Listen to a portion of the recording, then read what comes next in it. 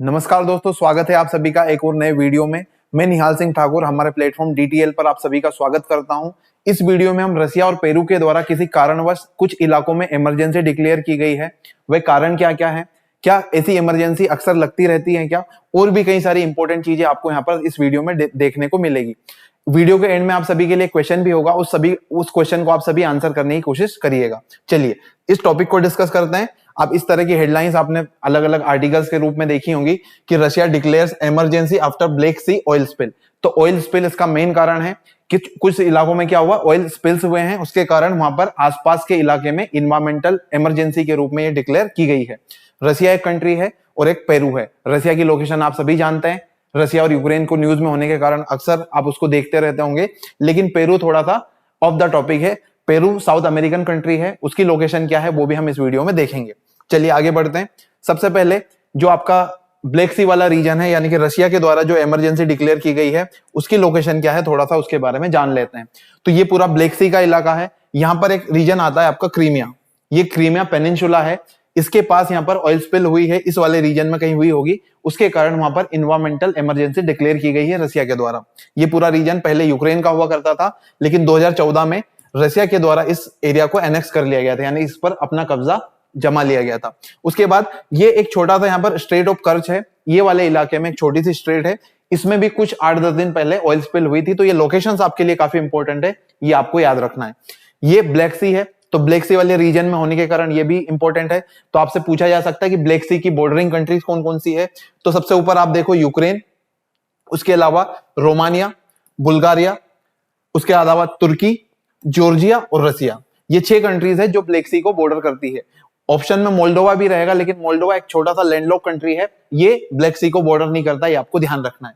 ये मैंने आपको बता दिया है ब्लैक सी में किस इलाके में ये पूरी ब्लैक सी की लोकेशन थी, तो ये आपको ध्यान रखना है। और क्रीमियन पेनिनसुला के बारे में भी हमने डिस्कस कर लिया। चलिए अब इसको आगे देखते हैं और इसमें क्या क्या इंपॉर्टेंट डिटेल्स हैं। पेरू की लोकेशन एक बार देख लेते हैं। पेरू आपको यहाँ पर साउथ अमेरिकन कंट्रीज के बीच में दिख रहा होगा। इधर ब्राजील है, इसके एक साइड इक्वेडोर और कोलंबिया, और साउथ में अगर आप देखोगे तो बोलिविया और चिले से इसकी बॉर्डर लगती है। तो ये काफी इंपॉर्टेंट कंट्री है यहाँ की, आपकी साउथ अमेरिका की। यहाँ पर इसकी कैपिटल है लीमा। इस कहीं इलाके में जो आपका पैसिफिक ओशियन वाला इलाका है, यहाँ पर कहीं ना कहीं आपकी ऑयल स्पिल हुई होगी, तो इस वजह से ये भी न्यूज में था। अब ऑयल स्पिल्स क्या होते हैं, तो नॉर्मली आप देखते हो कि हम हमारे देश में क्या करते हैं, हम ऑयल इंपोर्ट करते हैं, ऑयल या फिर उससे बने प्रोडक्ट्स दूसरे देशों से, जैसे मिडिल ईस्ट से हमारे पास आते हैं, वेनेजुएला से आते हैं, अलग अलग कंट्री से हमारे देश में आते हैं। इसी तरह हर देश कहीं ना कहीं से क्या करता है, या तो एक्सपोर्ट करता है या फिर इंपोर्ट करता है। तो जब वो ट्रांसपोर्ट करते हैं आपके, चाहे फ्यूल्स हो, गैसोलीन हो, क्रूड ऑयल हो, किसी भी प्रोडक्ट को ट्रांसफर करने के दौरान अगर कुछ हादसा हो जाता है, और उस हादसे में क्या होता है, पूरा समुद्र के ऊपर वो आपका जो ऑयल है वो बिखर जाता है, उसी को हम क्या बोलते हैं, ऑयल स्पिल होते हैं, ऑयल स्पिल बोलते हैं। और इस वजह से आपकी जो समुद्र है वो भी पोल्यूट होता है, कई बार हवा भी दूषित हो जाती है, और पूरी की पूरी जमीन इससे क्या हो जाती है, दूषित हो जाती है, यानी कि उस पर पोल्यूशन बहुत ज्यादा फैल जाता है। अब ये काफी गंभीर मुद्दा है, इस तरह की सिचुएशन वहां पर बन जाती है जहां पर भी ऑयल स्पिल होती है। फिर अगर हम देखें इसके कारण क्या है, तो मैंने आपको बता ही दिया है, ट्रांसपोर्टेशन के दौरान नॉर्मली ये होता है। इसके अलावा कई बार एक्सीडेंट्स हो जाते हैं, जैसे दो बड़े बड़े शिप्स जा रहे हैं समुद्र के अंदर और वो आपस में टकरा गए, तो उनका क्या हो गया, एक्सीडेंट हो गया। इसी तरह कई सारे जो टैंकर्स है वो किसी बैराज में घुस गए, वहां पे हो गया। पाइपलाइंस कई बार फट जाती है, कुछ भी एक्सीडेंट की वजह से यहां पर इस तरह की चीजें हो सकती हैं। तो ये काफी एक गंभीर मुद्दा है दुनिया के सामने, जो अक्सर न्यूज में रहता है। अब इसके इंपैक्ट क्या होते हैं, कई इसके इन्वायरमेंटल इंपैक्ट हैं, जैसे ये जो इंडिजिनस पीपल है उनके लिए खतरे का काम करता है। ऑब्वियस ही बात है, अगर आप जिस इलाके में रह रहे हो समुद्र के आसपास है, और अगर वहीं पर ऑयल स्पिल हुआ है, तो वो आपके पूरे आसपास के एनवायरनमेंट को क्या कर देगा, पोल्यूट कर देगा। इसी तरह जो एक्वेटिक लाइफ है, समुद्र के अंदर जो जीव जंतु रहते हैं, मछलियां वगैरह, वो भी इससे क्या हो जाती है, इससे काफी उन पर भी नेगेटिव इंपैक्ट पड़ता है। हाइपोथर्मिया हो जाता है बहुत ज्यादा, अगर जो वाटर है उसकी सरफेस पर ऑयल जम जाएगा तो फिर क्या होगा, नीचे के जो एक्वेटिक लाइफ है उन पर ठंड बहुत ज्यादा बढ़ जाएगी, और उस ठंड से उनका मरने का खतरा भी बढ़ जाएगा। टॉक्सिसिटी, बहुत ज्यादा टॉक्सिक होता है ये पूरा जितना भी आपका ऑयल होता है, तो इससे क्या हुआ है, टॉक्सिन्स रिलीज होंगे और वो आपके पानी में मिल जाएंगे, और वो अल्टीमेटली आपको नुकसान करेंगे, मतलब जो एक्वेटिक लाइफ है उसको। फिर जो मैंग्रोव है या फिर आसपास जो भी जंगल है, मैंग्रोव्स नॉर्मली होते हैं सलाइन वाटर में, तो उनको ये डैमेज करता है। इसी तरह इसके कई सारे इकोनॉमिक इंपैक्ट भी हैं, जैसे दो जहाज टकरा गए तो उस देश को नुकसान तो ही जिसने एक्सपोर्ट या इंपोर्ट किया था। इसके अलावा प्रॉपर्टी भी डैमेज होगी, वहां का टूरिज्म इंपैक्ट हो जाएगा, लोग वहां पर कुछ दिनों के लिए टूरिज्म जो करने वाली एक्टिविटीज है वो नहीं करेंगे। इसके अलावा अगर कोई पावर प्लांट है तो वहां पर ठीक से पानी वगैरह नहीं मिलेगा उनको, और जो फिशिंग एक्टिविटीज है वो भी आपकी डैमेज हो जाएंगी। तो इस तरीके से इसके कुछ इकोनॉमिक इंपैक्ट भी होते हैं नेगेटिव। इसके अलावा इसकी कुछ रेमेडीज होती है, अलग अलग तरीकों से हम इस पर निजात पाते हैं।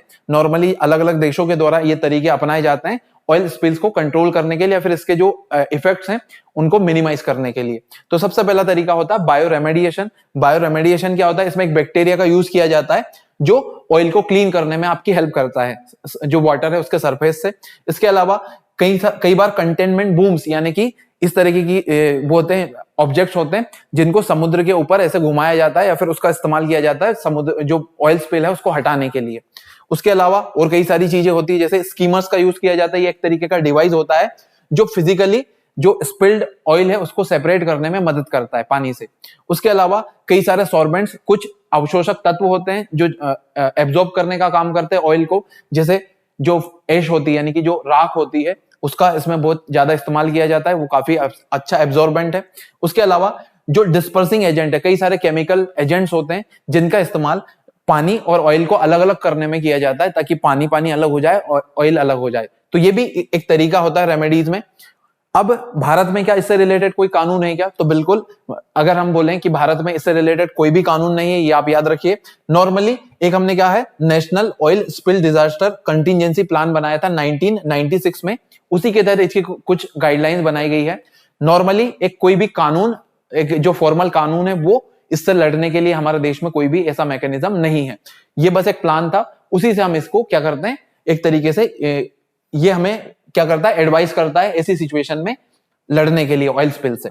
अब इंडियन कोस्ट गार्ड को यहाँ पर कई सारी पावर्स मिली गई। वो नॉर्मली इंडियन कोस्ट गार्ड क्या करते हैं, ऐसी सिचुएशंस में रेगुलर आपस में कोऑर्डिनेट करने का काम करते हैं। तो उनको सारी जो एजेंसीज हैं उनसे कोऑर्डिनेट करने की यहाँ पर जिम्मेदारी इस प्लान के थ्रू सौंपी गई है। तो इंडियन कोस्ट गार्ड का काम होता है अगर इंडिया में कभी ऑयल स्पिल होता है तो उसको मैनेज करने का। अब ये आपके लिए क्वेश्चन है कि 250 साल के बाद एक कंट्री है जिसने बाल्ड ईगल को ऑफिशियली उनका नेशनल बर्ड डिक्लेयर किया है। ये बाल्ड ईगल इस तरीके का होता है, आपको बताना है कौन सी कंट्री ने इसको इसका नेशनल एनिमल या फिर नेशनल बर्ड डिक्लेयर किया। Sorry, national bird. आपके ऑप्शन है रसिया, पेरू, चाइना या फिर यूएसए। चारों में से करेक्ट आंसर क्या होगा, आप इसका जवाब दीजिएगा। आज के वीडियो में इतना ही, मिलेंगे आपसे नेक्स्ट डिस्कशन में। आप बताइएगा और किस टॉपिक पर आपको वीडियो चाहिए। थैंक यू सो मच, जय हिंद, see you in the next video.